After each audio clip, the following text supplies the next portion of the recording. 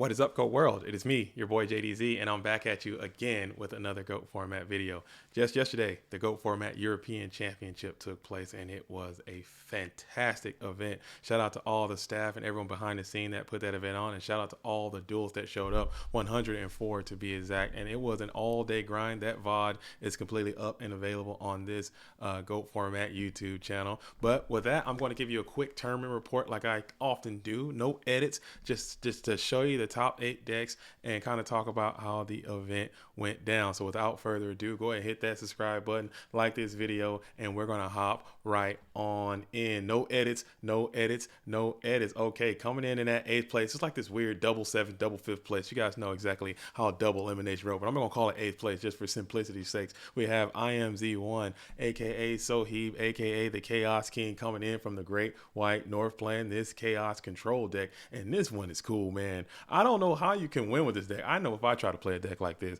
I will get absolutely bamboozled and horn swallowed right up out of there. But this duels was managed to negotiate all those obstacles, make it to an 8th place finish playing this cool deck, running triple Jar of Greed, triple Time Seal. Time Seal is a pretty cool card in our metagame because back row are so heavy and consistent, are so heavy and available in our game. So you can probably get some cheeky pluses with this Time Seal and that Jar of Greed combination when you combine it with the Heavy Storm. But that monster lineup is super duper interesting, trying to put that thing to its bare minimum to kind of play around Trap Does Shoot. As you all know, if you're watching this video, you're familiar with our metagame. Trap Does Shoot is very prominent, so if you have less monsters, more Jar of Greeds is going to help you negotiate that obstacle. But 3 Dekoichis, 3 Face, just that's the monsters, that's all the monsters. And you got the full scapegoat metamorphosis situation, just the 2 chaos monsters. I think it's very interesting, and the duels that is playing this deck is immensely talented. So maybe if you try a deck like this, you might not have the same results because you might not have that skill set, but I think it is very cool, and it was a great call for this event as well. So again, shout out to IMZ. Hopefully I can see that duelist back on the scene a little bit more. Side deck looks very clean, very warrior focused. And we saw this duelist a few times on the stream, any warriors that played this duelist was going to have a bad time, especially game 2 and beyond, because this is just absurd what this duelist has as triple Mobius, triple Brain Control, triple Psychoretic Armor, triple Berserk. That's 12 cards for warriors right there. So it is absurd. Literally no cards for Chaos Control or Chaos Turbo, nothing for the mirror, nothing for Go Control, just all warriors all the time, and I'm absolutely here for it. What a great call. All right, so shout out to IMZ1, and hopefully we'll continue to see this duelist and the Chaos Kings back on the Go format scene doing their thing. All right, moving on to number 7, representing the Birdcage. Coming in, we got OUPS of Cal doing their absolute thing, playing this warrior deck. This seems like the deck that Lil Bounty has been rocking and rolling with all this duelist season. I don't know if Lil Bounty's on that Zombara technology, but this duelist is double Does Shoot, triple Solemn, can't lose. Pretty standard warrior deck by today's standard. Side deck, same thing. You got the more flip variety coming in, more Faith, more Spies, Mobius, same, pretty regular by today's standard. So this is a warrior deck. This is kind of what the meta was. Talking to a lot of players, seeing with my own eyes from the booth, I anticipated that this thing would be a warrior packed event. A lot of warrior players were going to show up today, and this is one of the decks that they're going to be playing. Main decking that Magician of Faith, bringing in those Spirit Reapers. I think this is kind of what the meta is telling us that the warrior deck needs to look like, more like what OUPS of Cal is doing here. I think it's pretty solid, pretty robust and resilient warrior deck. All right, but shout out to him. Double Blade, double Kaiku. That's also interesting as well. You don't see that too often. All right, moving on. Shout out to OUPS of Cal, 7th place finish. Shout out to the Birdcage. Hopefully this duel is kind of moving up in the world too. I can see them getting a qualification at some point. You know what I'm saying? They keep grinding, grind it till you find it. All right, moving on to number 6. I think this is back to back. I want to say Undefined is in the Birdcage as well. Is Undefined We got a lot of Birdcage in the building, but Undefined kind of tapped into the Guyamber man, Ray Saber, GOAT format Latina spice bag and pulled out this concoction right here. This is a cool ass deck, man. It is very, very spicy. The creator of this deck just topped the Format Library Championship, the previous one, in that multi-day Swiss event that they do over there, major GOAT format event, playing this really, really cool, spicy GOAT control deck. I love this deck. I love seeing it. It made a couple of tweaks and changes to fit committed to their own playing style, including these jar greeds, cutting back on some of the go control packages, still leaning on the aggressive options of the homunculus, the alchemic being, paired that side by side with this element source. I think that's pretty dope. A lot of Saki 1-ofs. When I see a little Saki 1-of in the deck, I'm all about it. I think there are no duplicates of any monsters in the deck. Every monster is a unique card, and I love the way that looks. That's just me. I don't know, maybe I'm biased, and I think there's something to that chaos. Your opponent is not going to know what the hell is going on when all your cards doing something different. You got the Saurus coming out, you got the Homunculus coming out, you got Ninja Grandmaster in there, you got there's a Rhoda in here. You got this deck has a lot of things that it's got going on. You know what I'm saying? Maybe there's a way that can like kind of get real clunky and jam up on you, and you get the wrong stuff at the wrong time. But if you got creature swap, you got injection fairy lily, that can just be game shots coming out of nowhere. Also, the side deck, it's got some cool stuff in there too. Keeping that sack train methodology going. You got the Gakugiri Panda in there. We saw that used to great effects on the stream. It's got the Zombari the Dark, another copy of that, or one copy of that in the side deck, along with the Mr. Storm Level 2. I think this deck is cool. I think this deck is really cool and classy. Electing to side deck the Trapdoor Shoots for game 2. I don't hate that either. All right, so this is the deck. Tell me what you think about it. I think this is super duper Scoville level spice. Shout out to Undefined for playing it. Shout out to the Duelist. I believe it was Ray Saber or a guy. It was Ray Saber that played it, and it's a pretty awesome deck. I love to see it. All right, get into the comment section. Tell me what you think about this spicy Go Control deck. All right, moving on to 5th place. We have 5th place. I believe this is GCI's finest, DANICASI, coming up playing the Chaos Turbo strategy. I think this is pretty standard Chaos Turbo, pretty standard for what the metagame is. Electing to kind of step back from the Trapdoor Shoot. Again, all the duelists kind of knew what time it was with the Trapdoor Shoot, so I can kind of see that you're going to kind of probably try to hedge your deck against the Trapdoor Shoot, going back into these Solemn Judgments, going back into these Jargarees. I think that is going to be the message of the meta right now for this event. I'm glad this event happened because you can kind of see that these things do resolve after time. The players that get ahead of that are going to typically do better, and Danny was able to make that call coming on in with this Chaos Turbo deck. So the trap lineup, we're going to go double, okay, with a single Dust Shoot, and in the side deck, we're still going to keep those battle traps. I hate the way this is sorted. I don't know why this duelist sorted these cards like this. Got the Karibo in between. What's going on here? I couldn't fix it. Sorry, but this is the way this duelist sorted. I'm gonna try to maybe next time we can fix that. But you got the Kaiku in there coming on the side, and you did have some cards for the GOAT decks, which probably paid dividends. There were a ton of GOAT based strategies in this event as well, which kind of blew my mind. Now that I think about it, with the main deck Book of Moon. So again, shout out to DANICASI. Shout out to GCI. Shout out to this deck. All right, moving on. We have Campos.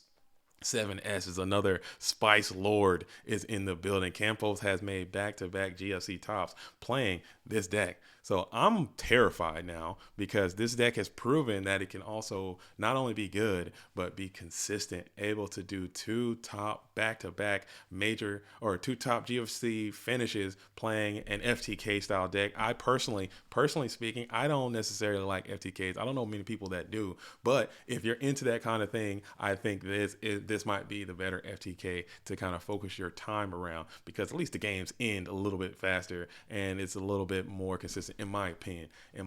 But you got the DMOC launch, and we talked about this on the stream, but if you don't know how it works, basically you take the Dark Magician of Chaos, you have the Cannon Soldier or the Mass Driver, and you have the Spell Economics along with Dimension Fusion. Okay, you take the Dimension Fusion, and then you can kind of loop those cards around. Just keep popping with Mass Driver or Cannon Soldier, putting the DMOC out of play. Play Dimension Fusion at no cost because of spell economics, and then you can get the DMOC back and just continue to do that until you win. You know, that is how it works. So this duel is elected to bypass the strategy of going into a Reasoning Gate and going straight FTK and FTK only, trying to bolster that side deck with some spell cancels for the mirror, and also compulsory for the Jowgins and the enemy spell cancel. You got some battle traps in there, and also Road Decree. I think this deck is scary. I don't want to play against this deck. You know what I'm saying? I don't like being FTK, but you know what I'm saying? It is what it is. It's part of our game. And also I'm glad that it's here because it's going to force these duelists to kind of at least think about a deck like this. If this deck becomes the meta, if this deck becomes a serious contending threat, you have to add cards to your side deck, which only makes the meta resolve. You have to play extra cards that you wouldn't normally play.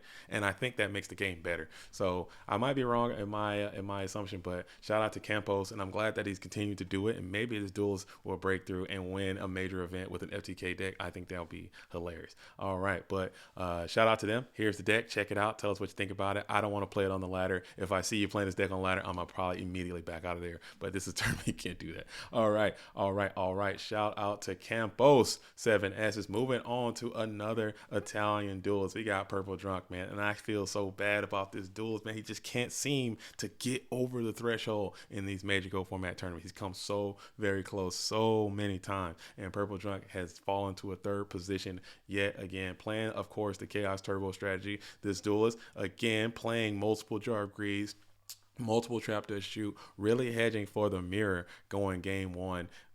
Assuming that Chaos Turbo is the best deck, of course you're going to play it. You're going to try to build your main deck to try to beat the very best deck most consistently. I honestly still don't understand how this duelist is able to defeat Warriors game one. I believe they might just be making some choices to yield that matchup for that first game and then come back in game two. You have several options that you can do for the Warrior strategy going game two and beyond, but you're trying to hedge your bets for Turbo and the Rogue and the Chaos Controls and all the Go Control stuff game one and then yield to Warriors game two. But I think that might be a dangerous strategy. I'm not sure about that, but I think this deck is finely tuned to play the mirror with a triple Jar of Greed, getting around those Trap Dust Shoots, double Wing Blast, resetting Chaos Turbo, and then you're going to have the triple Trap Dust Shoot of your own in order to get that information. You got the Saki Bomb card destruction in the building right here back into the main deck. I don't hate to see that, but in the side deck, you do have a Chaos Control element that you can do with that Mobius, with that Sakuretsu armor, Mirror Force, Torrential. This duel's not playing any Torrential, no Mirror Force, no Sanku in the main deck. I think that's bold. You got to be bold and you got to be daring if you want to make it far in these exclusive giant major GOAT format tournaments. So I think that's the choice that this duelist made, and it had great results. I think they've been on this bag for a while, on this theory for a while, and it's been working. So you try it out in your own GOAT format dueling experience and see if that works out for you. All right, but moving on, shout out to Purple Drunk. Maybe this duelist is going to be a major GOAT format champion someday. It's going to happen soon. They're going to have a breakthrough. I can feel it. But until then, shout out to Purple Drunk. I think they got their third invitation to the GOAT Format World Championship in this event. Okay, moving on to second place, we have Ivan Rossitto, GFC champion, Clash of Champions winner. Ivan Rossitto coming on in, playing the Chaos Turbo strategy as he often does. And this duelist takes pride in the Chaos Turbo strategy, always trying to be out front with the very best up and coming tech and trying to keep a pulse on the meta game. This duelist elects to bypass the Trap Dust Shoot meta and go back into trying to force Solemn Judgment meta and Jar of Greed meta back upon us. And I think that is a fantastic call. I think this is probably whatever, and I've said this before, whatever Ivan's doing for Chaos Turbo, if you're a Chaos Turbo aficionado, you should probably duplicate what this duelist is doing, because he's doing the legwork for you. When he's talking about Chaos Turbo, you should listen to what he's saying, because he's done the research, he's ran the numbers, and I believe this is a great version in this trap lineup, particularly with triple Solemn, triple Jar, double Raigeki Break. I think that might be the way to go with it. No card destruction in the main deck, but there is a card destruction in the side deck. There are triple Trap Dust Shoot in the side deck, and there are 4 quadruple battle traps in the side deck. So it's very interesting to see this deck and perform very well. This duelist was on the winner's side of the grand finals and had a very good position in order to go ahead and win this event, but unfortunately he was not. He was succumb to the eventual champion. We're going to talk about that in just a sec. Oh, Raigeki Break in the side as well. Just one single Mystic Walk, double Zumbira. But this duelist was thwarted by our eventual champion, who is none other than, you guessed it, the Dog Father, aka 4-4 Zumbira 4-4, the dog, coming on in here playing this Chaos Turbo deck. Now, this is a Chaos Turbo deck unlike we've seen before. I think it's very, very interesting because of an inclusion of a different monster that this duelist has been testing and theorizing and using in previous GOAT format dueling events this season. And we see that there is a triple set of Zumbira the Dark located in the main deck. I think that is super interesting. That's bold, risky, and daring, but it works out to great effects. And I'm not going to talk much about this deck because I'm going to get this duelist to come by the program and tell you in extreme detail why he made this deck. And we're going to talk about some replays and talk about the preparation of how he came up to these conclusions. So I'll try to save that for what the Dog Father has got to say. But I just want to point that out, that this is another option that you can take. This thing killing Chaos Sorcerer seems pretty cool. And you got the triple Trap Dust Shoot, staying in Trap Dust Shoot meta over here, electing to play 0 copies of Solemn Judgment, 0 copies of Jar of Greed, read, doing his absolute thing, full bevy of chaos monsters. In the side deck, you're going to go to a nice chaos control strategy, because again, in your main deck you have the ability to fight off those warriors because you got those zombies, you do have some traps, you have abilities to do that. But in the side deck you can continue to bolster your warrior matchup by playing the scapegoats and the metamorphoses. You got some soul exchanges if you want to do that. Mobius the Frost Monarch, soul exchange. You got Tsukiyomi in the side deck. There's no Tsukiyomi in the main deck.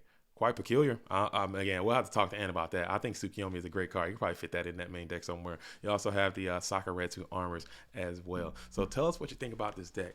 Tell us what you think about this event. Tell us what you think about the GOAT Format European Championship. I thought it was a phenomenal event. I thought the duelists were very respectful and everyone was where they need to be, showing up. The metagame is starting to revolve. You can see it. So if you're following this thing closely, I would keep a sharp lookout on the results of this event, because they will affect what is taking place in the next coming events. There are a few events coming up in the next days, weeks, and months. Okay, we got a 3v3 taking place this weekend, Saturday. And then there's going to be a PWCQ on the 30th of July. So I want to see everybody out there and doing their thing. Okay, but in the comment section, get down there and let us know what you think about these decks. Let us know what you think about the metagame. What's going on? What's the best trap lineup for Turbo? What is the Warrior deck? What can the Warrior deck do to combat what these Chaos Turbo players are doing? And what does Chaos Control or Go Control have to do to find a better footing in our current metagame? I want to hear from you guys. So get down there, let us know. And until then, I'm JDZ. I play GOATs. So next time, shout out to all the real ones. Salute to the OGs. Peace.